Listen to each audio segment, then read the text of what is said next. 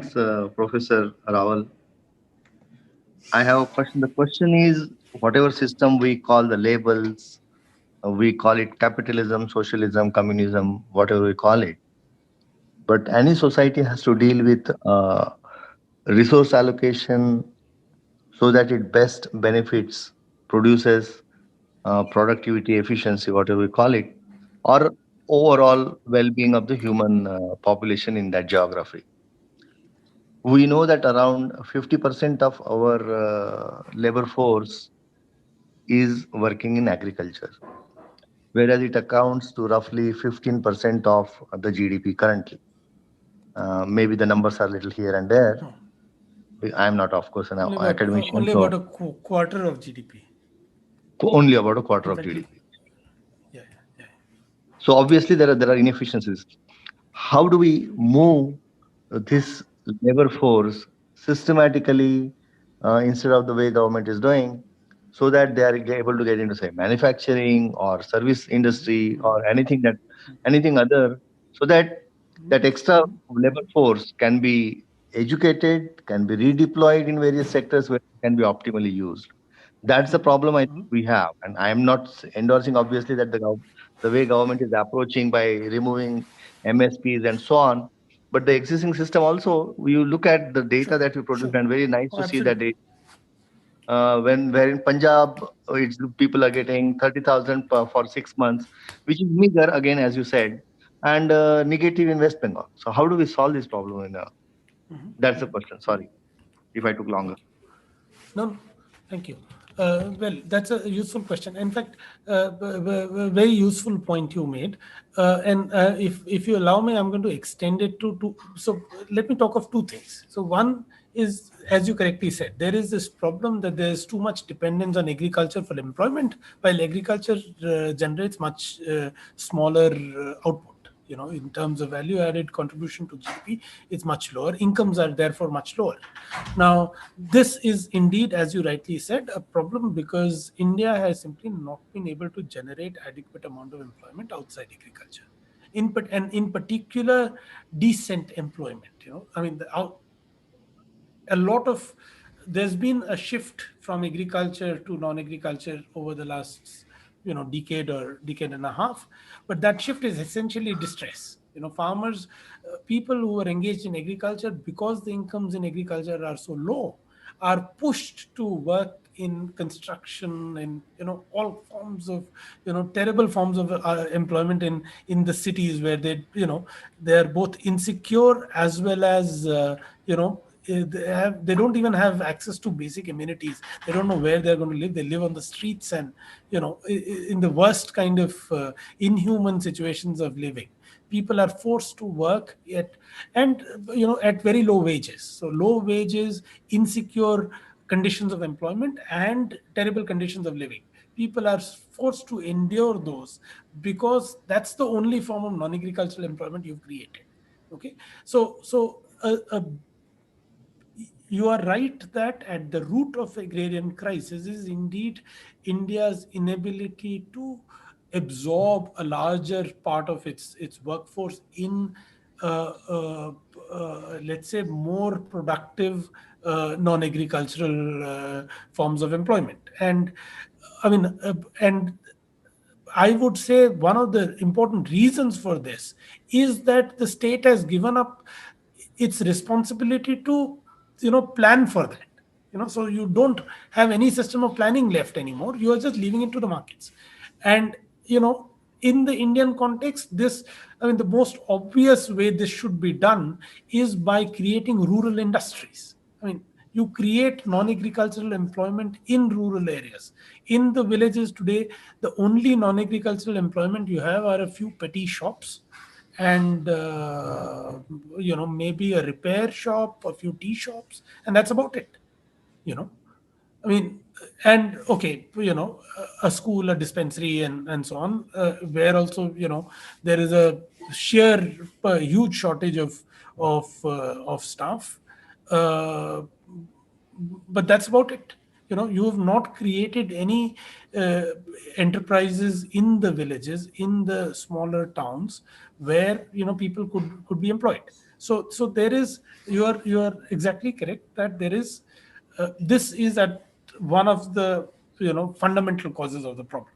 Okay, I think there is another aspect which needs to be understood. I should have perhaps mentioned when I was talking, which is that, but so when I was talking about how when an Indian farmer produces, has a high cost of production, or is needs a higher margin even for subsistence, okay, because of a small size of production, small scale of production.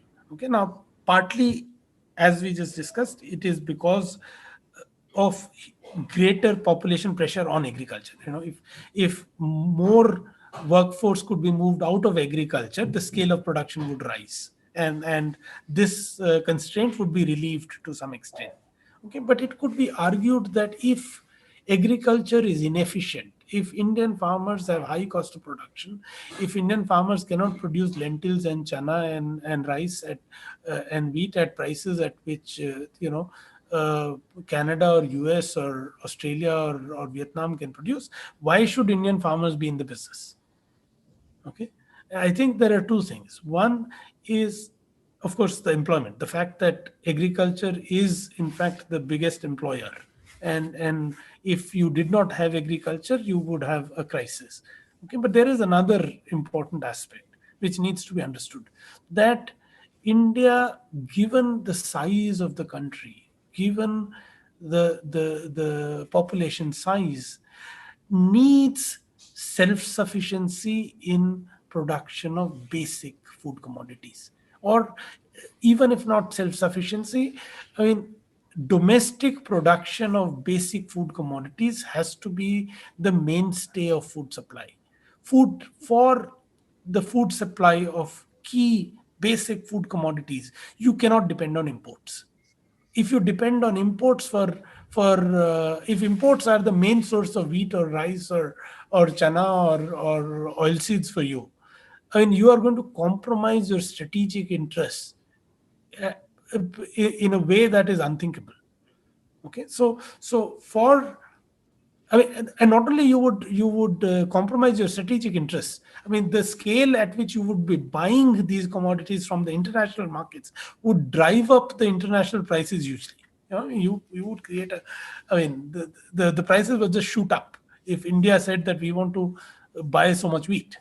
Okay, so given the scale of your demand, it's not Singapore or Mauritius buying food commodities. I mean, a country of the size of India cannot depend on imports. Okay, the international trade of food commodities is given both the imperfections in the trading system as well as the criticality of food supply. It just exposes you, it makes you too vulnerable.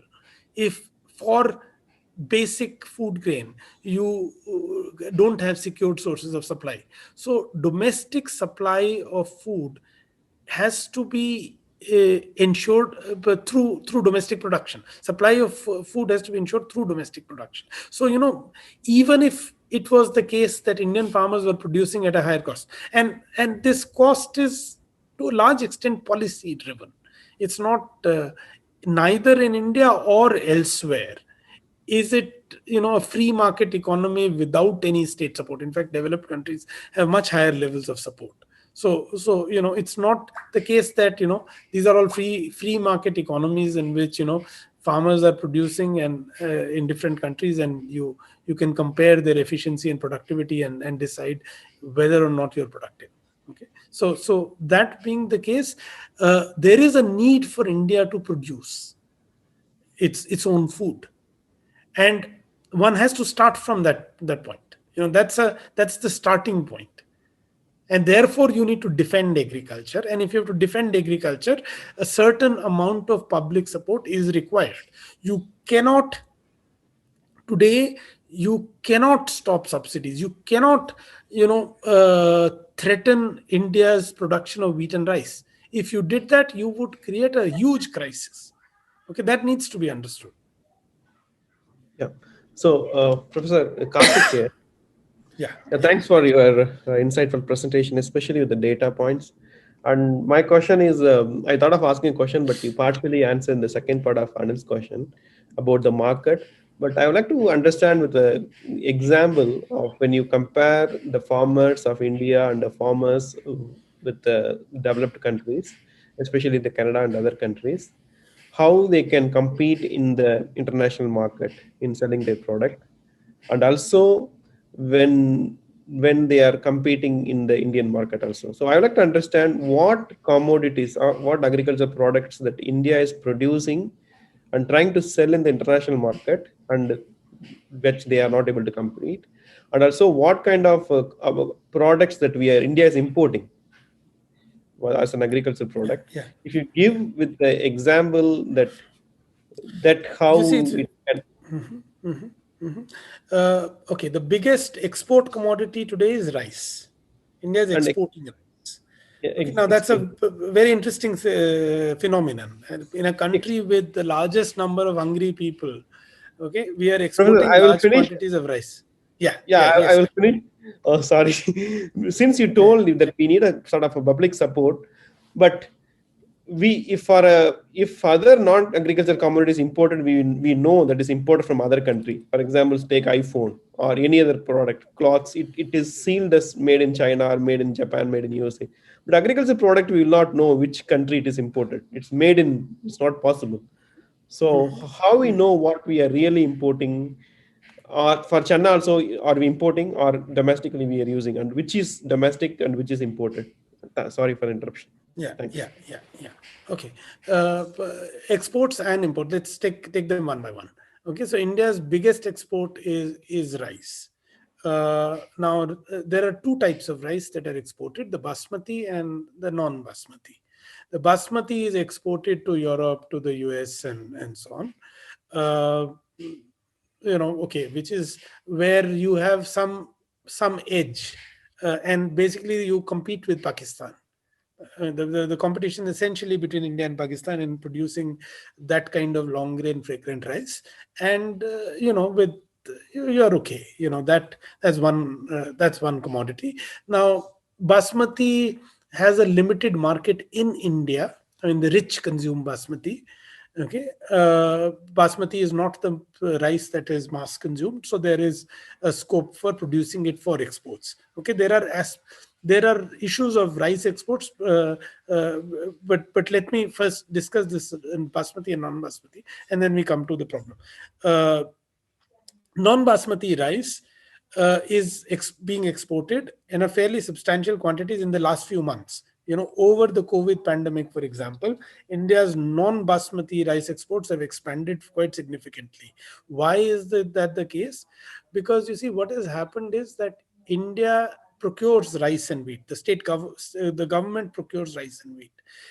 It has been procuring rice and wheat and not distributing as much as it procures. So over the last 3-4 years, India has just accumulated large stocks. So in the month of July, India had over a, over 100 billion tons of rice and wheat.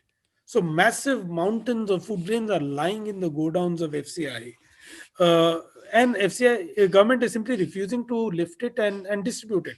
And particularly during this period of huge crisis, I mean, as it is, India is having so much hunger and starvation, and then you had the lockdown and pandemic, and there's this huge problem.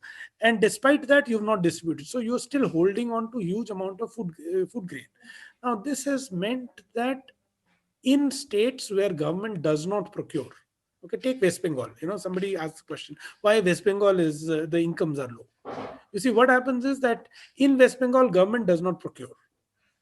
Now, if government does not procure in West Bengal and farmers have to sell it to open market traders, the traders know that government is sitting with huge amount of grain, and in some form or the other, sooner or later, government is going to be forced to release that grain in the market, either through PDS or to exporters or to state governments, or in some form, or subsidized sale to in the open market. They will have to bring that grain out. They cannot just hold it forever. Now, if that grain is going to come out in the market, the open market prices will crash. Now, that creates a situation where traders bring down the prices. So in West Bengal, the prices of rice fall because FCI is simply sitting on this mountain of grain. And traders buy this cheap rice in West Bengal and in Orissa and in Bihar, and this is exported to Malaysia at prices which are much lower than the prices at which Vietnam is willing to export to Malaysia or Thailand is willing to export to Malaysia. So you starve your own population and you sell your rice cheap to countries in the Southeast Asia because you have this problem of stocks which you are not willing to give to your own people. Okay. Now this is peculiar because now there is also another angle to this. Rice is a guzzler of water. Exporting rice is like exporting your freshwater resources.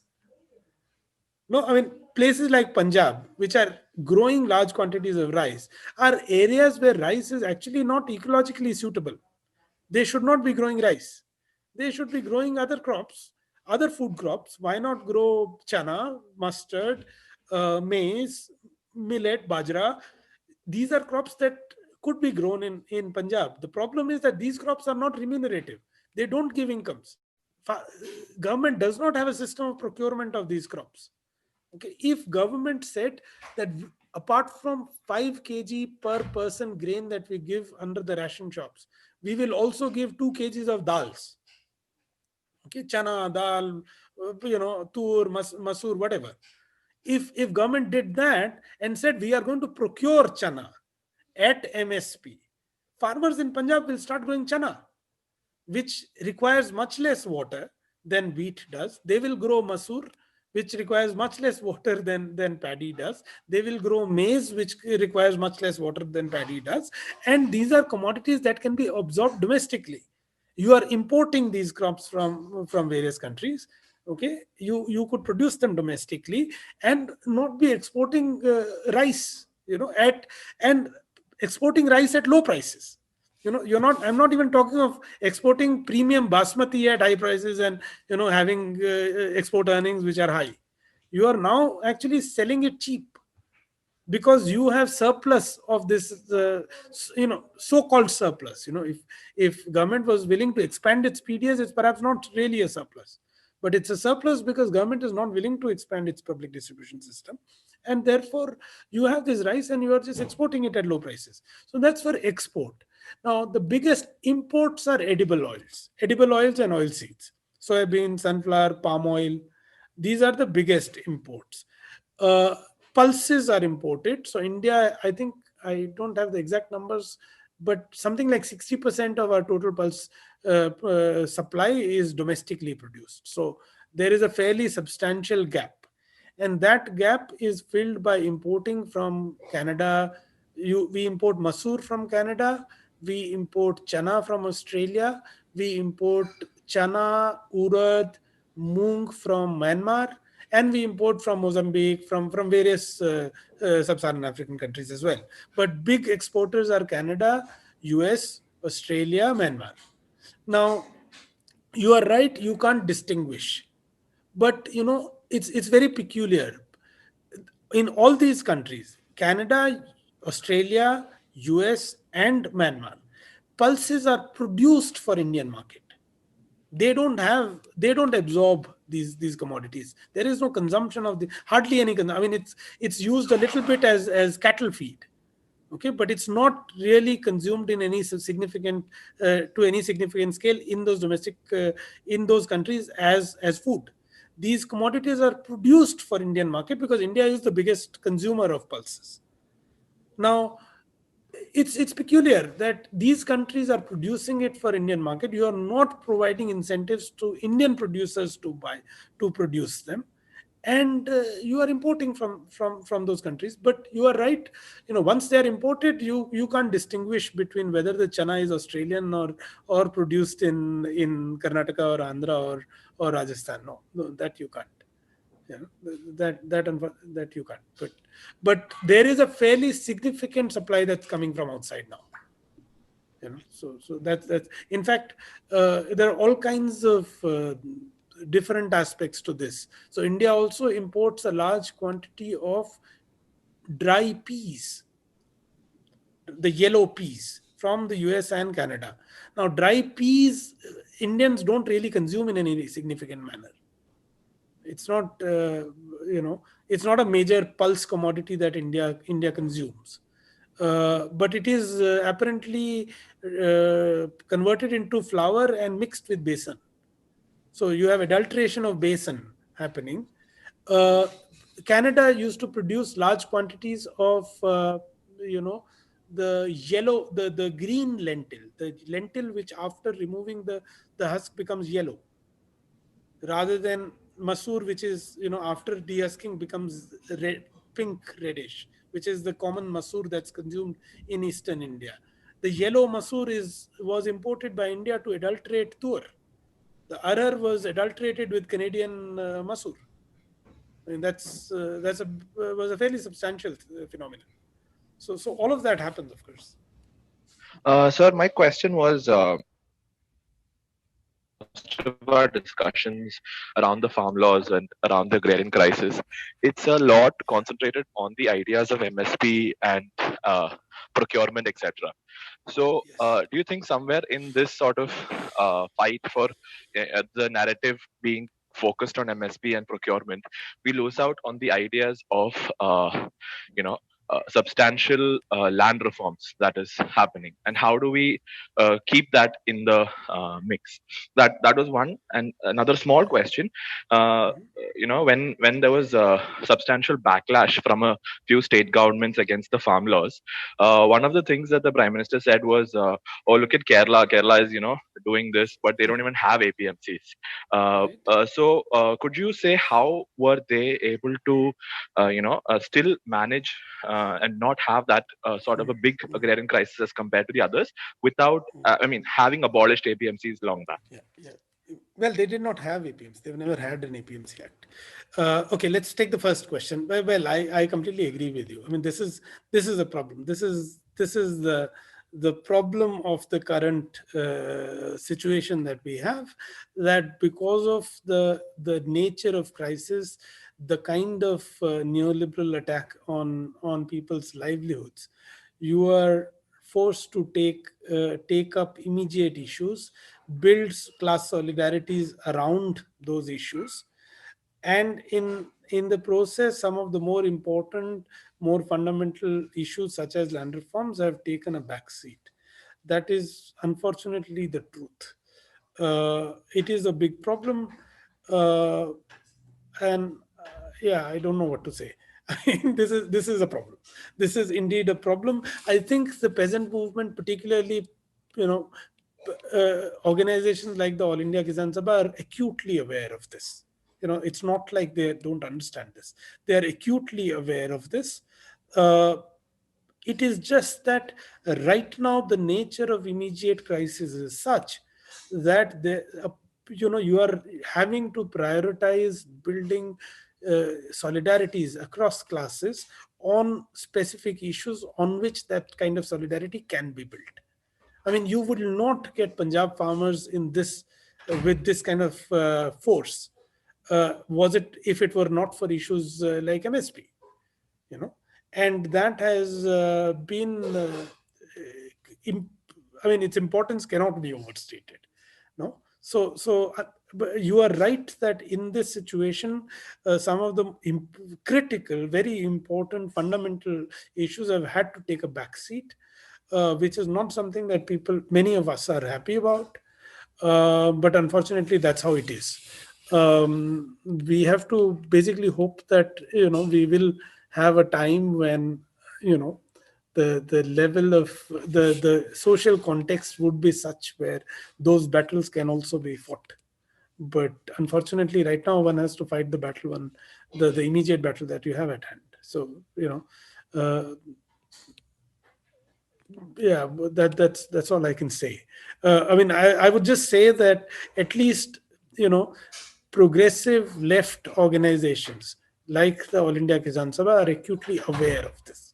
It's not like they've set aside the demands for land reforms, and land reforms are not important anymore. No such thing. So that's one. Sorry, what was the second question? So basically, the idea that Oh, the states like Kerala, sorry, Kerala, Kerala, yes, Kerala. APMCs. Yes.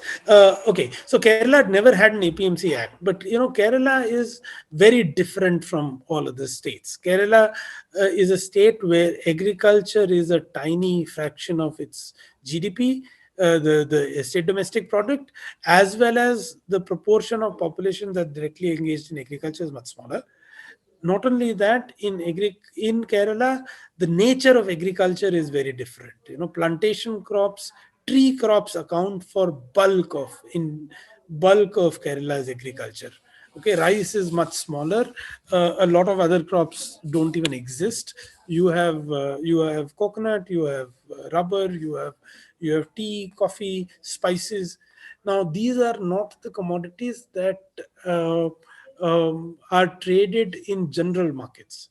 Now, what you have is, for each of these major commodities, which are the major agricultural produce of Kerala, you have specialized marketing boards which deal with procurement of these commodities. So there's a rubber board, there's a coffee board, there's a tea board, and so on, which deal. So there are specialized agencies, both national level as well as state level cooperatives and cooperative federations and so on, Coir and Coconut, and so you have various institutions that are specialized institutions which are designed to deal with these commodities.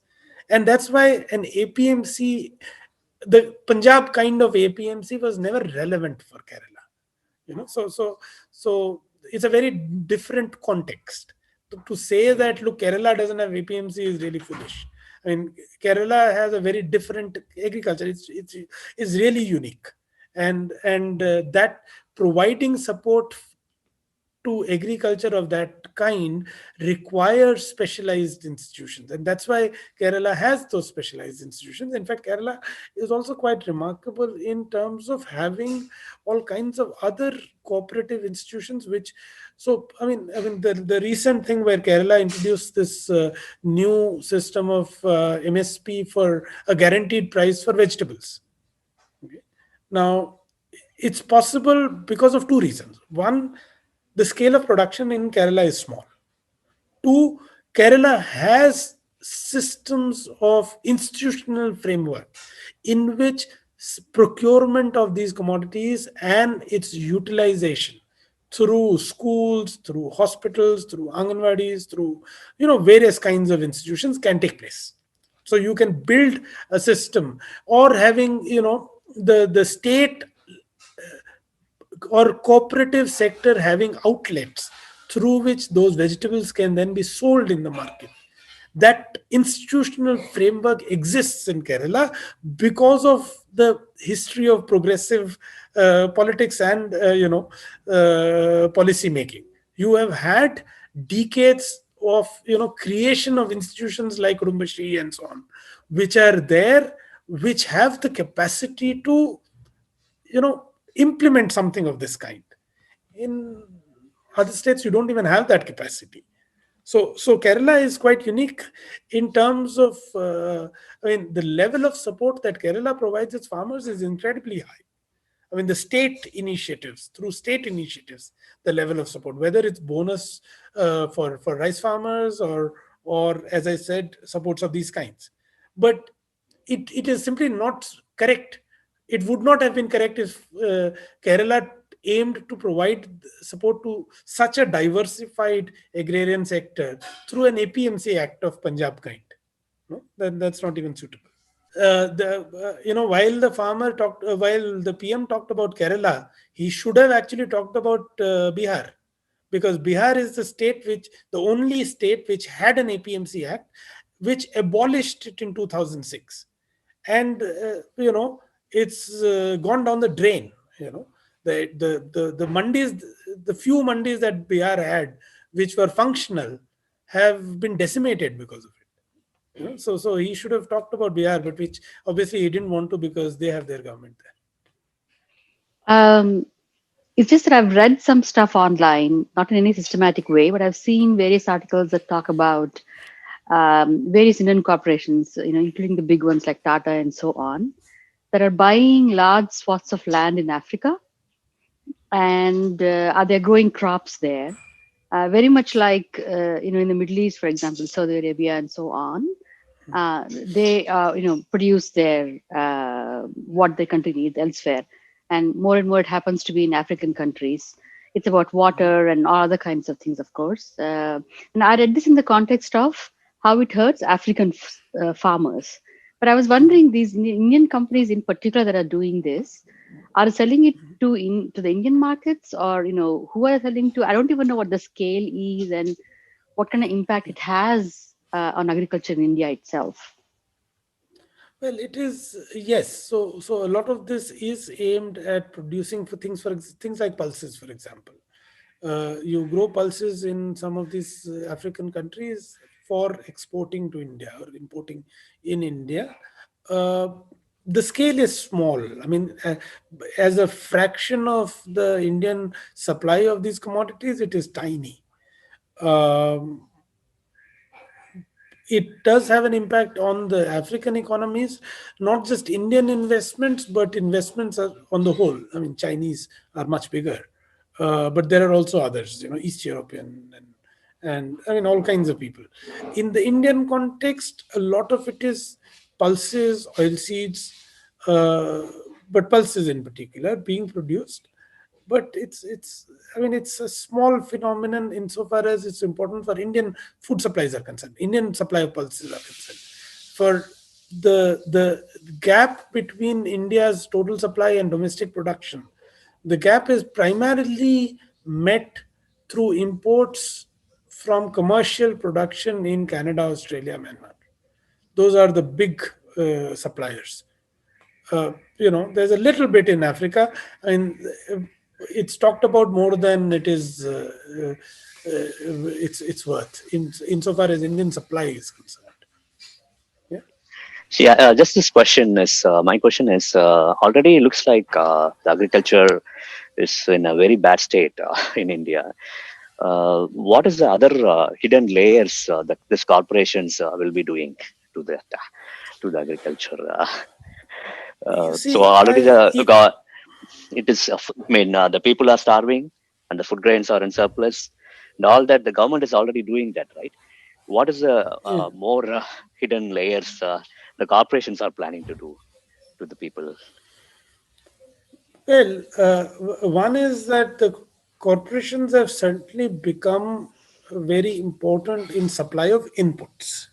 So if you look at fertilizers, pesticides, seeds, that's one big game. That's now there. The penetration of big agribusiness corporations is huge. They've made Okay. huge penetration in those sectors. Then comes the question of produce. Now, in case of produce, also there is a increasing penetration of corporations. I mean, Adani's for apples or pulses, a whole lot of others also. I mean, big corporations entering into supply of specific agricultural commodities has become quite substantial. Uh, they have created a network of procurement through the existing systems of markets and traders. So the traders who become their franchisees or their agents and picking up things from mandis, So you have Adani is buying up all the premium apple in Himachal and so on. You have all these guys picking up produce in the mandis in Madhya Pradesh or Punjab. The best wheat is picked up by these guys. Now, so they are the in the business of buying up, and of the total supply of food commodities, their share, their penetration into the supply system has become quite significant, particularly in case of commodities which require some processing. So dals, for example, they have to be milled. Now, dal milling used to be a small scale operation. It used to be reserved for small scale before, in the pre-liberalization period. It was one of those sectors which was reserved. It was delisted, and now it has become much bigger. And there is a huge consolidation. The small dal mills have gone out of business, and you have big companies who have now taken over much of dal processing. Similarly, rice milling, the scale of enterprises which are engaged in rice milling, now you have big companies who are doing it. So commodities that require some processing before they are taken to the consumers are where the agribusiness companies have been able to penetrate particularly. Now, what about these laws? Now, one is that the companies are, the investment they make is for profit. They are not going to make investments keeping in view the demand for investment or need for investment or investment gaps. I mean, if Bihar Right. doesn't have marketing infrastructure, Adanis are not going to invest in Bihar. Adanis want to invest in Punjab. One of the reasons why Punjab and Haryana and so on, you have so much protest, because they also realize that the eyes are on them. The big companies are eyeing the markets of Punjab and Haryana, where large quantity of produce is produced, and the capacity of you know taking Punjab and Haryana agriculture to produce export commodities, commercial production of luxury food commodities. I mean, you need Punjab farmers to do it. You can't depend on Bihar farmers from doing it, because the peasantry is too impoverished. So uh, you know but given the kind of resistance you have now, I'm not even sure if that kind of investment is going to materialize. You've created this situation. I'm not even sure. It's going to be like what I was saying for the fertilizer sector. You created distress among farmers. You did not reduce your fertilizer subsidy bill, nor big investment took place in fertilizer sector.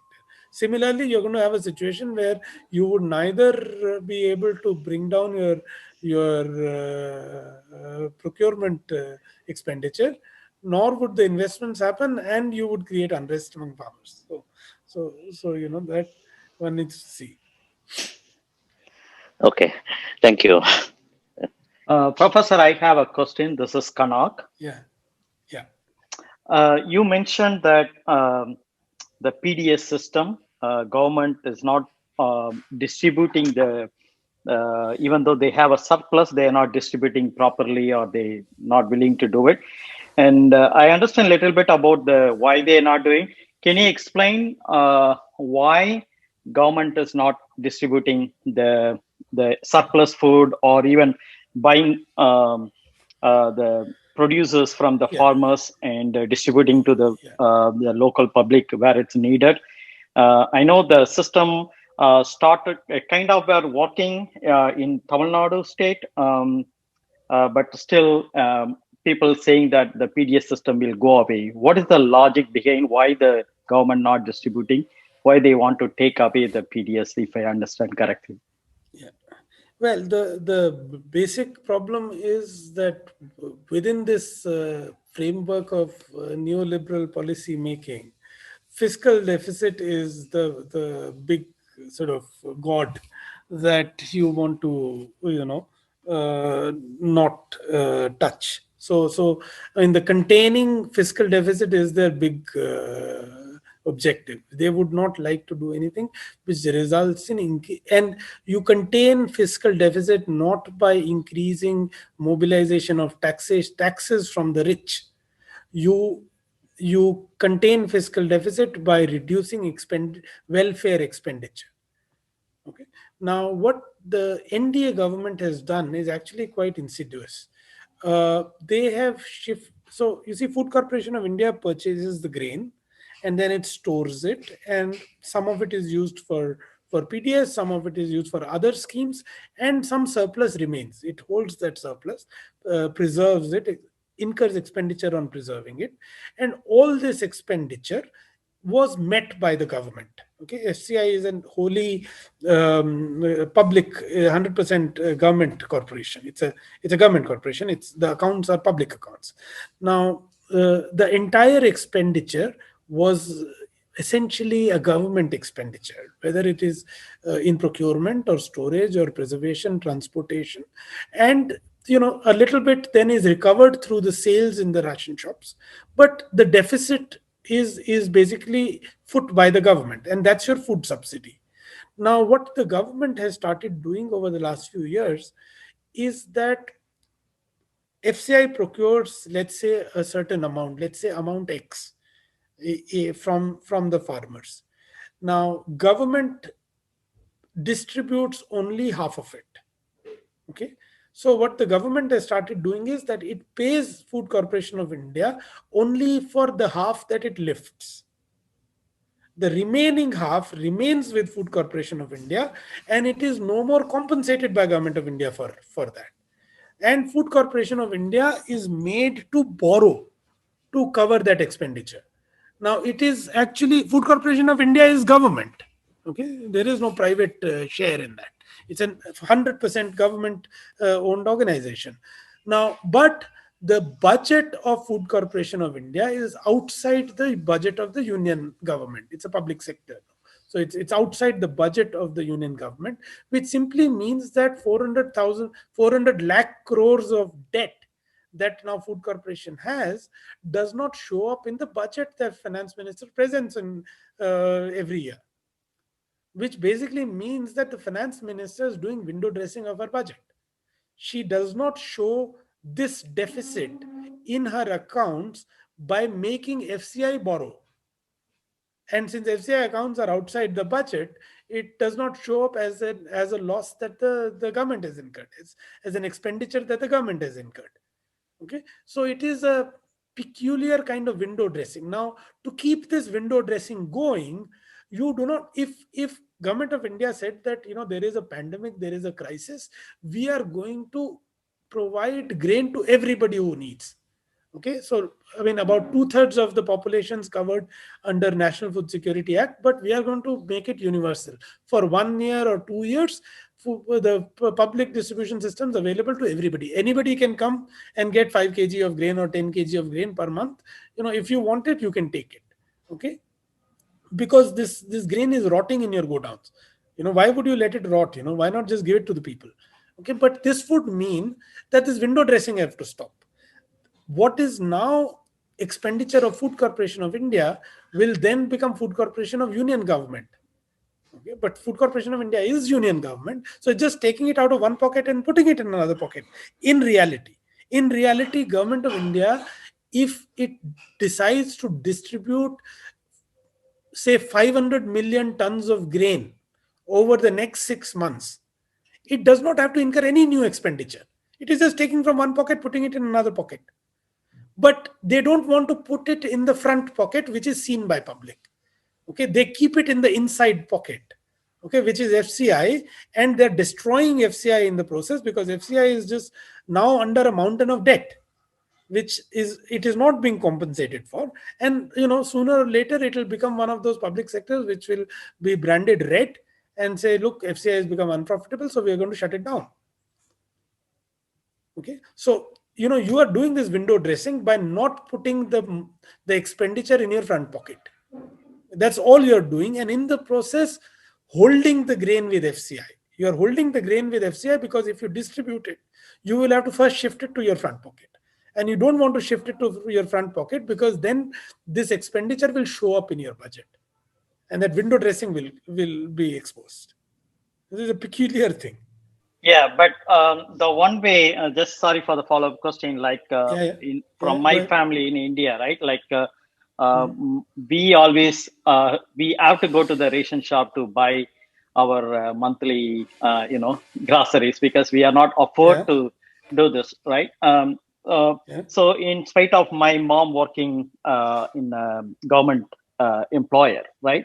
But even so just this is for the government employee family, right? Think about the people who don't even have the constant monthly income, right? So why can't this government do the thing that you said, like you just get this hand, pay that other hand? Why can't they do it? And what makes them to not to do this kind of the PDS stuff. I understand the economy part that you are explaining. Yeah, before. because it's an anti-people government. What more do I say? They should be doing it. In fact, not only they should be doing it. If government of India today does what I was saying, shifts that grain from inside pocket to the front pocket, it will save. In reality, government's expenditure will fall. Government is now making wasteful expenditure in preservation of that grain, in storage of that grain. Government will save money if it just sheds that stock and gives it to people for free. In reality, their actual expenditure will fall. So, you have to have an extremely anti-people government, which is not giving relief to people, even when their expenditure would actually fall. But they would rather starve the people so long as they can keep a facade of having low fiscal deficit. The low fiscal deficit is only a facade. In reality, FCI is down in dumps because of it. If you bring in the losses that FCI is incurring into the public accounting, you will realize that government spending is high, but you want to keep the facade. And that shows how anti-people the government has become, that you are starving the people to keep the facade. And you are absolutely right. People who do not have government employment, people who do not have so you have a situation of the government is willing to let people starve. And you are right. People who are engaged in the informal sector, casual workers, construction workers, who don't have regular jobs, and in particular who were suddenly thrown into this utterly unprecedented, unimaginable lockdown, where they lost their employment, and the consequent economic crisis that has been caused, and people who've lost their livelihoods. So you're also talking of people who had sources of incomes, who and therefore were not maybe dependent on well, they should have had their ration cards, they should have had access to subsidized food grain, but they did not have it, and they were managing, now are unable to manage, because they have now been thrown into this situation because of your lockdown. Now, despite that, you've not even done this, that over this next 8-9 months, when there is this crisis, we are going to let everybody get subsidized grain. So that's the only answer I have, is that simply reflects how anti-people this government has become. There is another perspective that people say in that case of why they are not doing it. That's simply because of the globalization. The government are forced to not to give the free electricity to the farmers. They shouldn't give any free food. Not food means a free wheat and rice to the people. This is what is that have to do with the government policy or anti-people policy that you were mentioning? Well, there is indeed there are provisions, for example, in the WTO agreement on agriculture, which puts constraint on how much government can spend to support farmers. Spend on subsidies of this kind. Okay, that is indeed correct. So in that sense, yes, there is a direct relationship of some of these trade agreements, for example, in this case, WTO's agreement on agriculture, becoming a constraint for agriculture. But one is that government is solely responsible for tying itself into that. It's a completely flawed agreement, which the government did not have to agree to, but they did. And that said, what happened in 2013-14, Bali Ministerial, when India enacted the National Food Security Act, it was clear that this act is in violation of the Agreement of Agriculture. But India, having the standing it had, stood its ground and said, nothing doing. This is important for our people. We are going to do it. And India did it. And WTO had to bend, allow India to have its Food Security Act because it was important for food security of people. So I mean, if India wants to do something, it surely has the capacity to do it. I mean, those agreements that govern the global systems have to be created or modified to suit interests of people. If they can't be, you get out of them. Now, Correct. but the problem is that you are. I mean, India is there is India had to back off RCEP because of the threat to dairy farmers and producers of chana and pulses and so on. But there is continuing pressure on that this government would actually like to sign RCEP. The government would like to sign the Regional Comprehensive Treaty, in which Australia, the whole of East Asian economies are there, and so on. Egypt. Now, I mean, why should you get into an agreement of that kind, which is going to hurt your peasants? Okay, is a question that needs to be asked. They enter into those kinds of agreements, and then those agreements become a problem for you. That's right. Thank you very much, Professor.